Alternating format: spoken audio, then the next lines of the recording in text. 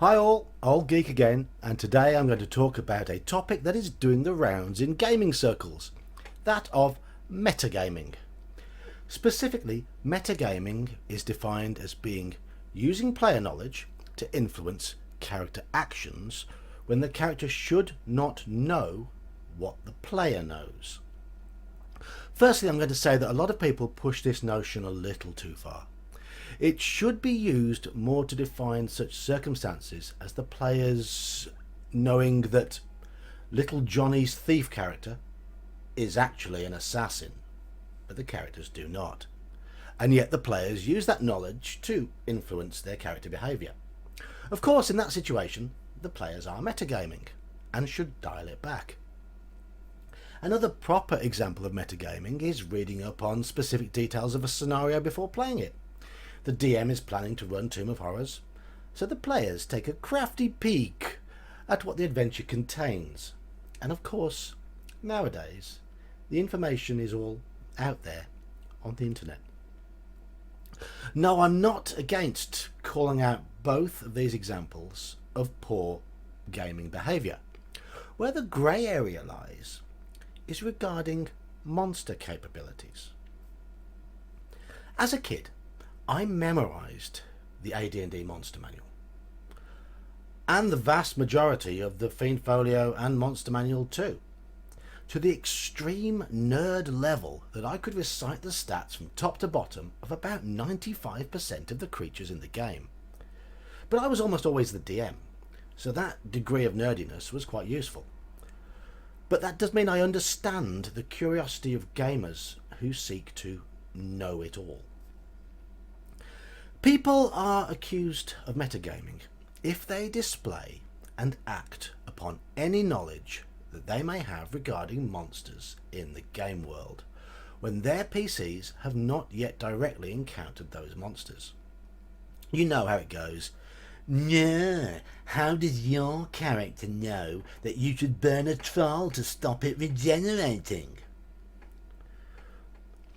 This is where the anti-metagamers go too far, and it has become such a dirty word to be accused of metagaming that the players have become overcautious in their play and feign a lack of character knowledge regarding even the most common monster traits.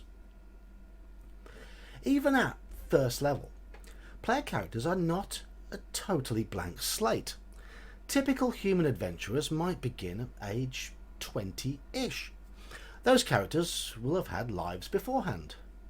No, this is not a video extolling the virtues of a long backstory to cover all those bases. That's not necessary. Such details do not have to always be defined. Details can be assumed, especially in a world where monsters present a constant menace to many in society.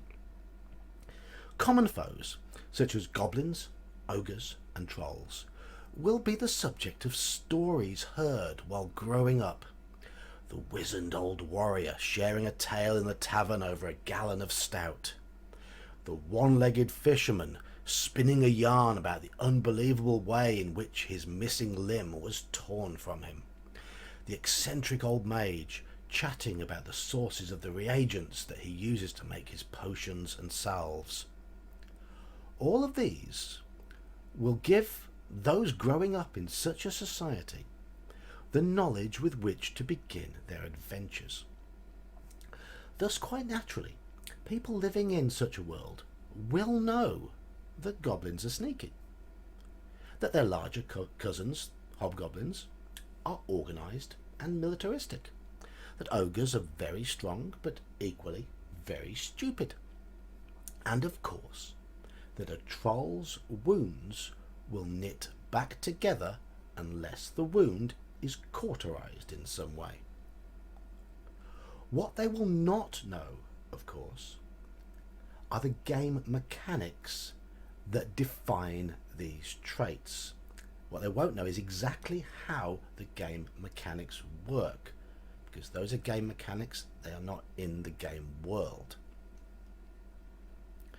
The key for me is that the characters might not recognize exactly what the creatures are immediately, A DM should describe them and only start calling them trolls, hill giants, wights, or whatever once the party have put two and two together and connected the description of these creatures and what they're doing with those stories they may have heard in the past.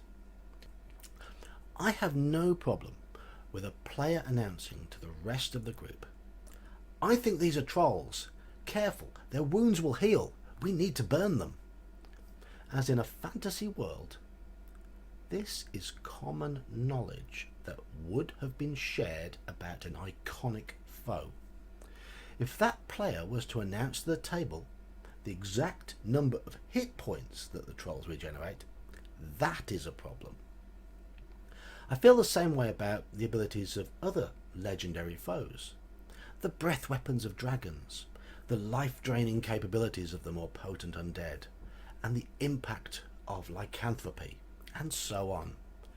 Displaying sensible character knowledge of general characteristics is absolutely fine. Players can use this type of knowledge as well to better portray their characters. Clerics telling tales of what they've learned growing up within their faith, often pertaining to undead. Wizards learning magic through experimenting with components taken from fantastical creatures. A wizard may have done an experiment on the hide of a displacer beast and may have specific knowledge about that beast. Of course, the approach I have detailed refers only to those common foes, or those that are common to the area where the characters are working or where they've grown up. Tales of the capabilities of a troll would be far more prevalent than those of a Marilith, for example, or a Penangalan, or Demogorgon. In AD&D, the Dungeon Master's Guide had mechanics for sages, their costs, their fields of study, and how long it would take them to find relevant information. Players were expected to be astute enough to gather information about a possible expedition before setting out. Their characters were supposed to do their homework. Having heard of the fabled Tomb of Horrors, they were supposed to do their research, and maybe with the help of suitable experts in the fields of history, legends, and potent undead, only actually head out to the tomb once they had learned what they would be facing.